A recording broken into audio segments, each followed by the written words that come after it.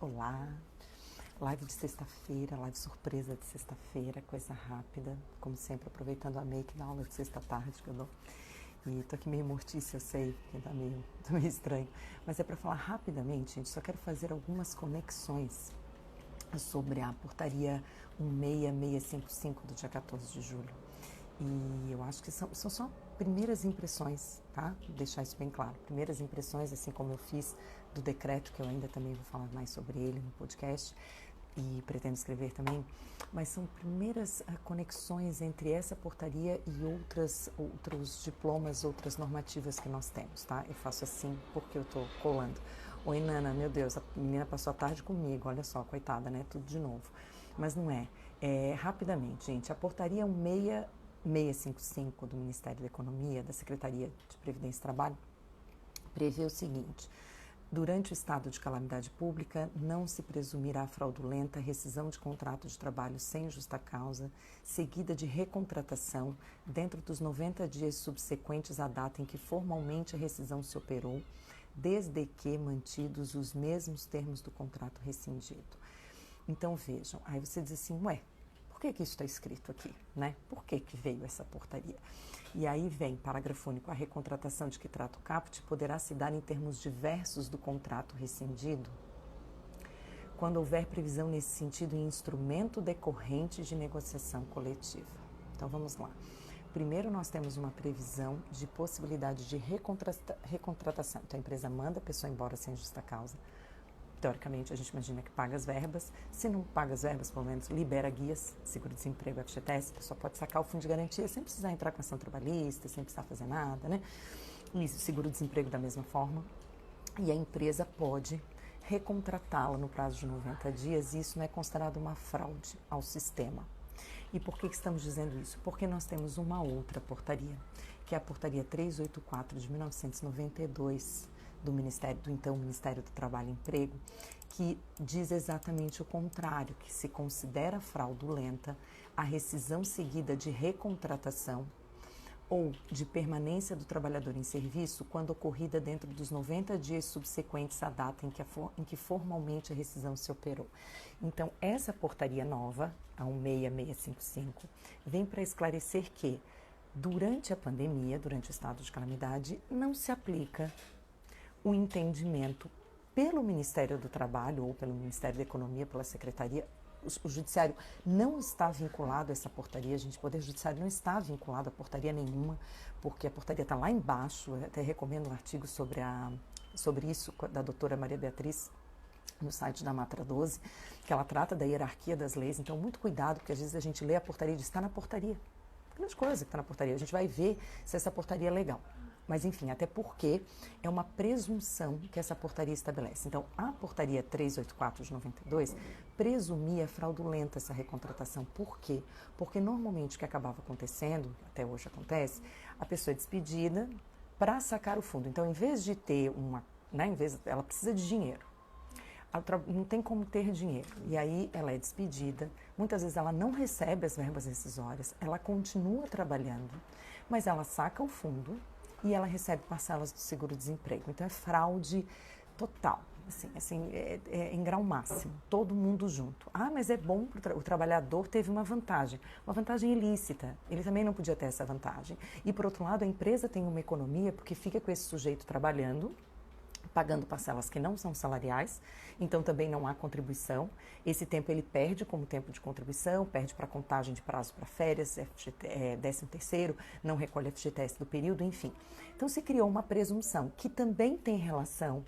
Por que 90 dias? Porque também tem relação com a questão de contrato de experiência. Tem gente que contrata, faz a experiência, muitas convenções coletivas estabelecem um piso salarial de experiência que é inferior ao piso salarial de depois do período da experiência, e aí a empresa contrata de novo essa pessoa, então acaba o contrato de experiência, extingue, e meses depois, 2, 3 meses depois, ela contrata de novo, ela quer fazer um novo contrato de experiência. A experiência já aconteceu, ele já trabalhou antes, ele já fez esse contrato de experiência, não pode ter um novo contrato de experiência. Então vejam que nada existe isoladamente, né? As coisas existem por uma razão, por um motivo, e tudo está devidamente concatenado, devidamente ligado. Então nós tínhamos temos ainda essa previsão da portaria do Ministério do Trabalho e Emprego, então, 384/92, que considera fraudulenta, oi, Baiano, meu rei, que considera fraudulenta a recontratação no prazo de 90 dias, então é uma presunção, principalmente porque se comprovava que, em geral, a pessoa continuava prestando os serviços e, portanto, claro que não tinha recebido as verbas decisórias, mas até porque tinha continuidade no contrato. Vou dizer para vocês que eu já peguei muitos processos nesse sentido, porque depois que o tempo passa, o trabalhador entra com a ação pedindo o reconhecimento do vínculo daquele período, sem registro, porque ele diz, olha, eu prestei serviço, então eu quero uma continuação do contrato de trabalho. Por que ele precisa disso? Normalmente por causa da prescrição bienal, porque normalmente quando ele entra com a ação depois, lá na frente, para cobrar verbas do contrato, ele vê que, na verdade, ele tem 2 contratos. Um contrato e outro contrato 90 dias depois, 60 dias depois, porque... Oi, Cláudia, obrigada. Porque ele foi recontratado, mas, na verdade, não houve solução de continuidade. Essa é a expressão que a gente usa juridicamente. Ele continuou prestando serviços normalmente, só que o prazo de 2 anos da prescrição, daquele primeiro contrato, pode já ter se operado, pode já ter passado. Então, ele tem que pedir para que haja declaração de unicidade contratual. Para isso, aquela rescisão tem que ser falsa, tem que ser fraudulenta. E então, para considerar um contrato único. Só que ele também, muitas vezes, fez utilização dessa fraude.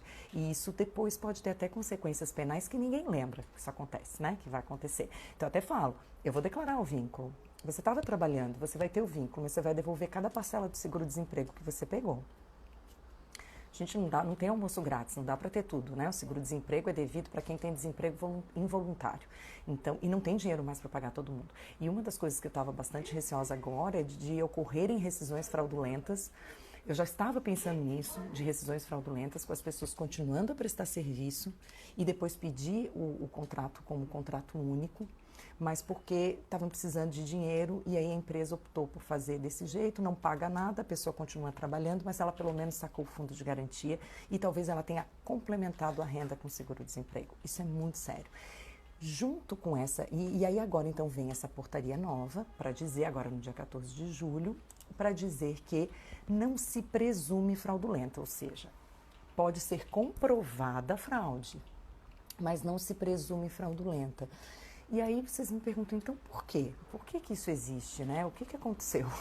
Por que agora nos presume fraudulenta? Porque a gente está incentivando a fraude? Não necessariamente, a ideia não é essa. O que acontece? A MP 936, que foi convertida na Lei 14.020, trouxe a possibilidade do Poder Executivo prorrogar os prazos de suspensão e de redução. Suspensão do contrato e redução de jornada e salário consequentemente proporcionais. Mas nós já sabemos que o decreto demorou um pouco para sair. A própria lei também demorou um pouco. Então tinha gente que já tinha fruído da suspensão, da redução e foi despedido, porque quando voltou não tinha mais o que fazer e não tinha como prorrogar esse prazo. Agora já tem, porque tem o decreto 10.422 da semana passada que eu já falei aqui, mas não tinha naquele primeiro momento.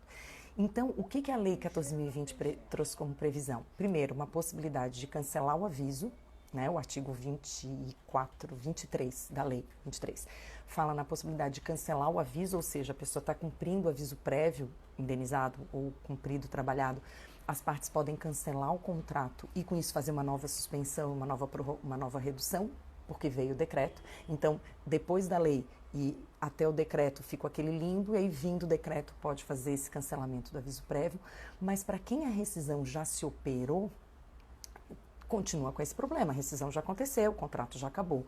Então, pode fazer uma recontratação. Qual é o perigo dessa recontratação? O perigo dessa recontratação é porque a recontratação, ou seja, primeiro que tem que ter havido efetivamente uma rescisão. Se a pessoa continuou prestando serviços, a gente não está falando de recontratação. Aí é fraude mesmo, né? Foi uma rescisão fraudulenta, seguida de uma recontratação, portanto, também fraudulenta, porque, na verdade, ela nunca aconteceu. Ato simulado e dissimulado, né? O ato simulado é da rescisão, o dissimulado é nada, né? Ou seja, simulação absoluta, ou uma dissimulação mesmo, porque a rescisão foi feita sem pagamento e tal. Algumas empresas não, efetivamente elas despediram, encerrou porque não tinham outras medidas para tomar. Então elas até contratariam de volta se elas pudessem manter uma suspensão de contrato de trabalho ou uma redução de jornada e salário. E essa opção foi dada pelo Ministério da Economia, que, ou seja, para fins de fiscalização, não vai ser considerado presumivelmente fraudulenta essa recontratação, que tem que se dar nos mesmos moldes da contratação anterior em tese, ou seja, mesmo salário, mesma jornada, mesma função. Isso também faz parte do pacote para não presumir a fraude, né? A recontratação com salário inferior, é óbvio que nós estamos falando de uma fraude, né? Então, essa recontratação não é para disfarçar mudanças que queiram ser feitas e que a legislação não permite. Se fazia muito isso, porque como tem o artigo 468 que prevê a impossibilidade de alteração de contrato de trabalho prejudicial ao trabalhador, então rescinde e faz outro. Nada mudou, mas a gente faz outro para fazer agora a mudança que a gente queria fazer. A gente faz através de um novo contrato, por isso também se presumia fraudulento. Podia provar que não era fraude eventualmente, mas infelizmente normalmente era. Olá, doutor Rodrigo, colega. Então, gente de Araranguá, a ideia aqui é que era para tirar esse caráter de presunção de fraude, porque, claro, o RH dizia, não pode recontratar. Ah, mas agora já pode suspender de novo. Mas eu não posso recontratar essa pessoa porque o Ministério do Trabalho considerava fraudulenta essa recontratação. Não mais, não por presunção. O que me preocupa, na verdade, é o parágrafo único. Mais uma vez, acho que é hora dos sindicatos realmente assumirem um protagonismo aqui. A recontratação de que trata o caput pode se dar em termos diversos do contrato rescindido, se houver previsão nesse sentido em instrumento decorrente da negociação coletiva. Então, eventualmente, um acordo coletivo pode até já ter essa previsão. O que acontece, gente? Tem um limite do que pode prorrogar a suspensão do contrato de trabalho e a redução de jornada e salário. Qual é a outra opção? Rescinde o contrato, daqui a um tempo contrata de novo e começa um novo prazo de suspensão do contrato de trabalho, que agora pode ser de 120 dias e da redução também de 120 dias, desde que somados cheguem aos 120 dias. Mas a suspensão dobrou de tempo, era de 60, passou para 120. E a redução de 90 para 120. O total continua sendo 120. Será que aí vai ser fraudulento? Então, recontratar essa pessoa num prazo inferior a 90 dias, que presumivelmente não é mais fraude, mas essa recontratação tão somente para suspender de novo o contrato e justamente usar o prazo máximo e não um prazo previsto para prorrogação pelo decreto, será que isso não vai ser fraude? Aquilo que a gente sempre fala, depende do interesse juridicamente tutelado e depende do prejuízo. Receber o benefício emergencial, em geral, é um prejuízo. Tem uma redução de renda, né? Principalmente para quem tem a suspensão do contrato de trabalho. Na redução, não necessariamente. Ah, mas a outra opção é ele realmente ficar sem emprego. Se ele receber o seguro-desemprego, eventualmente é maior o valor que ele vai receber no seguro-desemprego do que nessa recontratação, recebendo o benefício emergencial. Eu sei que o seguro-desemprego não é, né, ele até tem um prazo para acontecer, né? Mas depois de um tempo vai acabar. Mas o emprego também não está garantido. A vantagem da recontratação com suspensão e redução é que se cria um novo período de aspas garantia de emprego e se houver despedida tem indenização tarifada. O que me preocupa é se essas pessoas foram despedidas e receberam as verbas rescisórias ou não.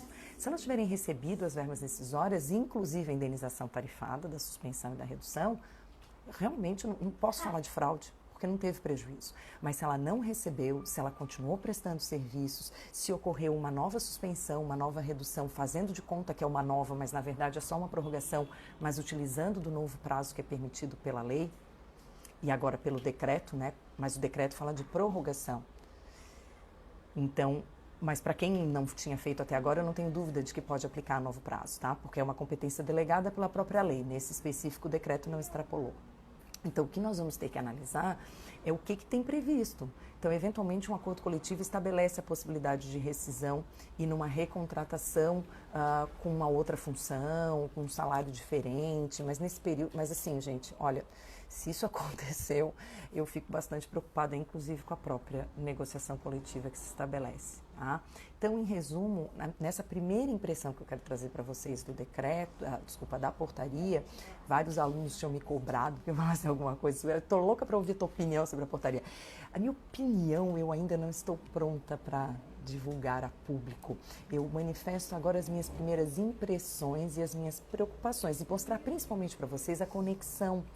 Tudo está ligado, né? Então, é lembrar que a portaria 1655 faz referência expressa, inclusive, à portaria do Ministério do Trabalho 384 de 92. Então, há uma portaria de 1992, que, vejam, perdurou até hoje, considerando presumivelmente fraudulenta uma despedida seguida de recontratação no prazo de 90 dias, ou seja, precisaria esperar no mínimo 90 dias para não ser presumivelmente fraudulenta. Geralmente porque isso se dava pelo fato de que as pessoas continuavam prestando os serviços, tá? Então era fraude total mesmo, tá? E também porque às vezes queriam fazer fraude em relação ao contrato de experiência e tudo mais. Tem vezes que não é fraude, gente. Tem vezes que deu errado o contrato e a pessoa achou que ia morar em outro lugar, daqui a pouco ela volta e a empresa recontrata, isso acontece, né? Mas agora nós temos uma situação diferente. Baseada nessa situação diferente, vem uma portaria para dizer que o que aquela portaria considera fraude não é fraude presumivelmente, então não é uma presunção de fraude nesse momento da calamidade. Então, nesse período, durante a ocorrência do estado de calamidade, a despedida com a recontratação dentro dos 90 dias não é considerada fraudulenta. A despedida sem justa causa, porque é essa que normalmente dava problema, porque é essa que as pessoas têm benefícios quando ela ocorre, né? E isso sem esquecer, que isso está ligado a quê? Ao artigo 468 da CLT, então essas duas portarias já estão ligadas, né? Elas estão ligadas à Lei 14.020, que estabelece a possibilidade de prorrogação das medidas de suspensão e de redução, então uma nova contratação permitiria que a pessoa entrasse então numa nova suspensão, numa nova redução. Isso também está ligado ao fato de que o artigo 23 da Lei 14.020 prevê o cancelamento do aviso prévio, mas não resolvia e continua não resolvendo a questão de quem já encerrou o contrato, quem não está mais em aviso prévio, já extinguiu e já houve a rescisão operada do contrato de trabalho. E, por outro lado, também resolve a questão do artigo 468 da CLT, que proíbe a alteração unilateral, ou alteração ainda que bilateral, que seja prejudicial ao trabalhador. Então, se tiver um acordo coletivo permitindo uma contratação em sentido diverso, isso vai ser possível, embora seja pouco comum. Então, essa é a conexão que eu queria trazer para vocês, dessa portaria 16.655, que foi agora dia 14, para lembrar que vivemos em um sistema, né? Trabalhamos em um sistema, em um ordenamento jurídico. E o ordenamento jurídico significa que as normas estão ligadas, elas não são apreciadas em isolado. E também para lembrá-los que portaria está longe de ser lei, né? A portaria serve, inclusive, para regulamentar algumas questões. Não é nem regulamentar, o que regulamenta é decreto. As portarias servem para operacionalizar. É para isso que a gente tem a portaria 10.486, para operacionalizar o pagamento do benefício emergencial, que a lei não fala nada, mas o decreto vem dizer que o pagamento vai estar sujeito à disponibilidade orçamentária. Tudo, qualquer pagamento da União, já falei sobre isso, está sujeito à disponibilidade orçamentária. Mas por que a previsão tão específica? Então, claro que eu compartilho com vocês o meu receio de que as pessoas sejam despedidas, recontratadas, contratos suspensos, e daqui a 2 meses não tenha dinheiro para pagar. Eu espero que daqui a 2 meses eu assista esse vídeo e diga, ai, que bom que pagaram, que deu tudo certo, que está acabando. Mas pode ser que não. E aí, se não tiver o benefício emergencial, isso implica em várias coisas, inclusive em relação à garantia de emprego, aquela indenização tarifada. Sobre isso eu falarei no podcast, tá? Quem não receber esse benefício, em que situação vai ficar por conta da previsão do artigo 10 da Lei 14.020, tá? Então, mais para frente eu vou pensar mais, eu tenho anotado, eu tenho escrito, eu tenho estudado para a gente pensar sobre isso, né? Mas nesse primeiro momento eu só queria trazer essas conexões. Portaria 16.655, portaria 384 de 1992, artigo 468 da CLT continua valendo, gente, ele vale mais do que portaria, a Lei 14.020, que por sua vez vale mais do que o decreto, né? Então, tudo isso nós temos que analisar. Alguém aqui está dizendo que mesmo com autorização legislativa em época de pandemia, o empregador teria que comprovar os impactos de faturamento que teve com esse cenário para que não seja fraude. Eu te digo que eu acho que Paula, que a gente realmente vai ter que analisar os casos concretos, trazer essas vou dizer uma expressão bem feia, essa cagação de regra. Então, assim, não é mais presunção de fraude, hein? Então, não é porque o Bruno Bianco Leal, desculpa, com todo respeito ao secretário, não é porque o Bruno disse que não é fraude, que depois a gente não vai caracterizar fraude. Então tem que tomar muito cuidado, porque às vezes as pessoas leem essas portarias e chegam para os advogados e dizem, pode recontratar o pessoal que a gente pode suspender, que está tudo certo, vamos poder voltar a assinar a carteira. E são pessoas que continuaram trabalhando, pessoas que estão recebendo seguro-desemprego e continuaram prestando serviço. Estão tirando esse dinheiro de quem realmente está desempregado, porque eu acho isso o fim do mundo, sempre achei. Então, eu sempre olho, quando a pessoa me pede vínculo anterior ao assinado na carteira, eu sempre olho se ela recebeu o seguro-desemprego no período, porque muitas vezes ela recebeu. Outros não quiseram a carteira assinada porque estavam recebendo o benefício previdenciário, que também é o fim do mundo, ou a pessoa está incapaz, ou ela está capaz, né? Se ela está capaz, adeus benefício previdenciário, que também não está sobrando dinheiro. Então, eu quis trazer essas conexões para vocês pensarem sobre isso, sobre como nós vamos lidar com isso no futuro. A falta de presunção por uma portaria mata toda a legislação e a primazia da realidade, que vai ser um dos princípios que a gente vai tratar no Telegram. Será? Tá bom? Obrigada, gente. Bom fim de semana, que hoje é sexta. Não sei se vocês vão assistir hoje, é porque eu aproveito a eletricidade e a adrenalina que eu tenho das aulas da turma de sexta tarde, tá? E hoje a gente fez simulação de audiência, foi muito legal. E eu aprendi muito, como sempre. Então, eu gosto de aproveitar e vir conversar sobre isso aqui com vocês, tá bom? Obrigada, gente. Bom fim de semana. Até mais. Beijos.